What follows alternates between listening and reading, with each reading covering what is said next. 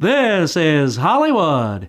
Your pal Matías Bombal with you, and from Sony Pictures, we have the new offering from director David O. Russell, American Hustle, the story of conman Irving Rosenfeld, who, with his seductive and sexy British partner Sidney Prosser, are forced to work with the FBI's loose cannon Richie DiMasso, who coerces them into a world of New Jersey power brokers and the mafia.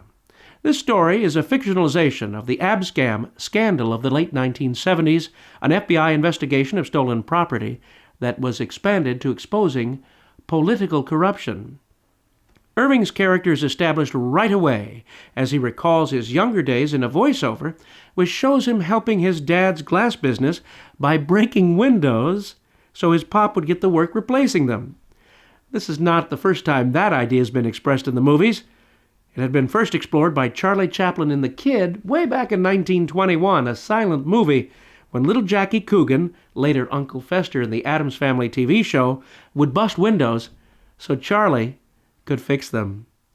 The story really gets moving, along with the always moving camera, which never seems to stop moving, when Irving meets Sidney for the very first time at a party.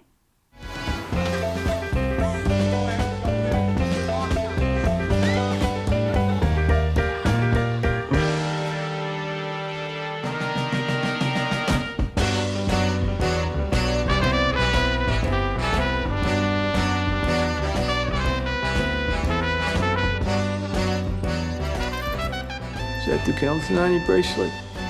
Yeah, as a matter of fact, it is. He died this year, you know? I know. I doubt anyone else here knows or cares about it. Well, I care about it. He saved my life many times.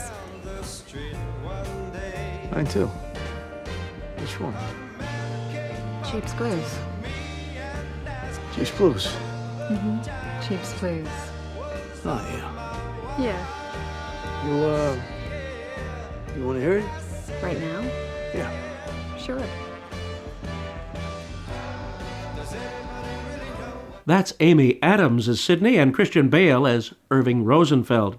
I love that the music of Duke Ellington brings them together.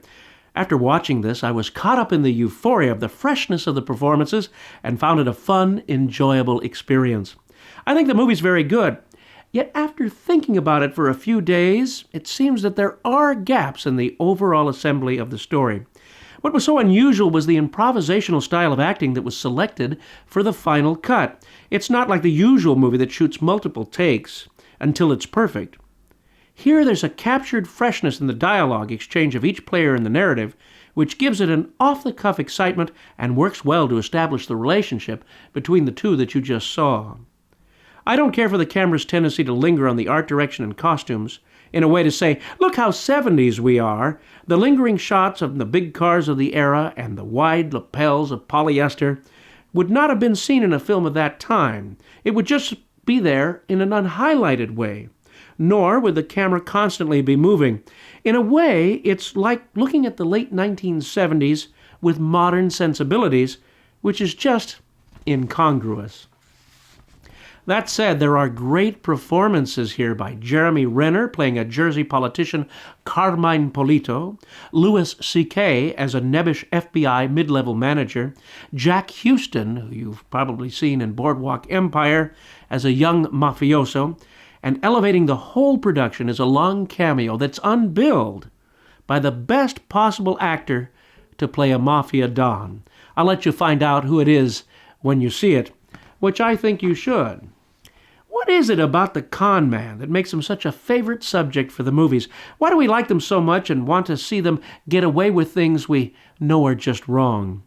It is this very element that director David O. Russell is banking on, which makes this movie so enjoyable to watch. American Hustle also stars Bradley Cooper as FBI agent DiMasso, whose aggressive performance is, well, it disturbed me quite a bit and really made me dislike his character. And Jennifer Lawrence, well, she's really something else in this picture, with the exception of one really self-indulgent scene which bordered on the ridiculous.